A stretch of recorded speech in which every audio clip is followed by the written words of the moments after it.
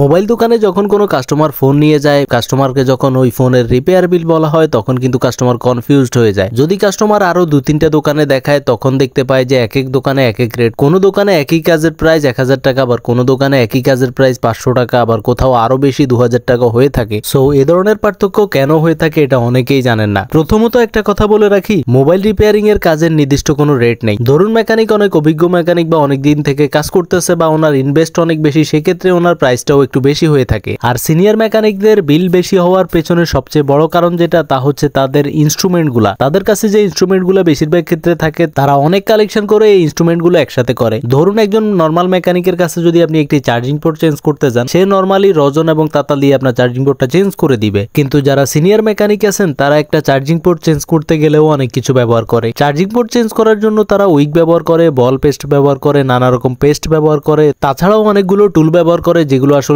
Normal দোকানগুলোতে থাকে না। সেজন্যই আসলে সিনিয়র মেকানিকদের কাজের প্রাইস একটু বেশি হয়ে থাকে।